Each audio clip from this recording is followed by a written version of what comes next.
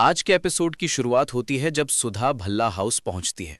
वो ईशिता से कहती है कि वो उसका भाई उसे वापस दे दे। ईशिता शांत लेकिन दृढ़ आवाज में जवाब देती है। वो कहती है कि रजत की मौत के लिए उनका परिवार जिम्मेदार नहीं है, बल्कि रजत अपने ही गुनाह और शराब की लत की वजह से परेशान था। ईशिता सुधा को सच्चाई स्वीकार करने की सलाह देती है ताकि सबके लिए बेहतर हो सके, लेकिन सुधा मानने के लिए तैयार नहीं होती। वो गुस्से में कहती है कि वो भल्ला परिवार को कभी खुश नहीं रहने देगी। तभी रोहन आगे आता है और सुधा को रोकता है। वो साफ शब्दों में कहता है कि वो उसके परिवार को परेशान करना बंद करे और यहां से चली जाए। सुधा उसे चेतावनी देती है कि वो भल्ला परिवार को नहीं जानती।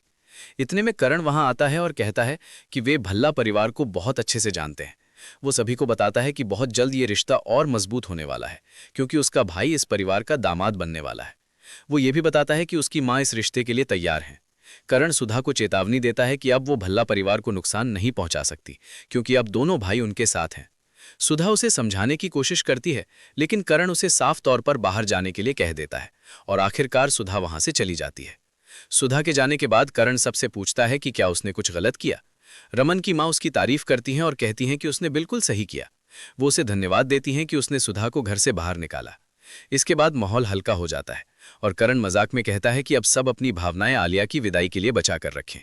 ईशिता सुझाव देती है कि उन्हें करण की मां से मिलना चाहिए, लेकिन करण बताता है कि उसकी मां ने पहले ही मिठाई भेज दी है और वो इस रिश्ते को लेकर बहुत खुश हैं। वो चाहता है कि आलिया और रोहन की सगाई जल्दी से जल्दी हो जाए। रमन की मां एक शुभ दिन का सुझाव देती हैं, नवरात्रि का 7वां दिन, और सभी इस बात से सहमत हो जाते हैं। करण अपनी मां को फोन करके ये खुशखबरी देता है। घर में खुशियों का माहौल बन जाता है और सभी सगाई की तैयारियों में लग जाते हैं। थीम को लेकर थोड़ी चर्चा होती है, लेकिन आखिरकार ईशिता बताती है कि नवरात्रि थीम सबसे सही रहेगी और सभी इस पर सहमत हो जाते हैं। इसी बीच रोहन और करण जाने लगते हैं। ईशिता उन्हें समय पर आने की याद दिलाती है और आलिया व रूही को उनके साथ नीचे तक जाने के लिए कहती है। नीचे जाकर करण एक छोटी सी चाल चलता है। वो रूही को अलग ले जाकर कहता है कि रोहन और आलिया को थोड़ा समय अकेले बिताना चाहिए। रूही उसकी बात समझ जाती है और दोनों वहां से हट जाते हैं। अब रोहन और आलिया अकेले होते हैं। दोनों एक बेंच पर बैठकर बात करते हैं। रोहन आलिया का धन्यवाद करता है कि उसने उसका प्रस्ताव स्वीकार किया। वहीं आलिया भी कहती है कि रोहन की वजह से ही रमन फिर से खड़े हो पाए। दोनों एक दूसरे को बेहतर तरीके से जानने की कोशिश करते हैं। रोहन खुलकर अपनी पिछली जिंदगी और रिश्तों के बारे में बताता है और वादा करता है कि वो हमेशा सच बोलेगा।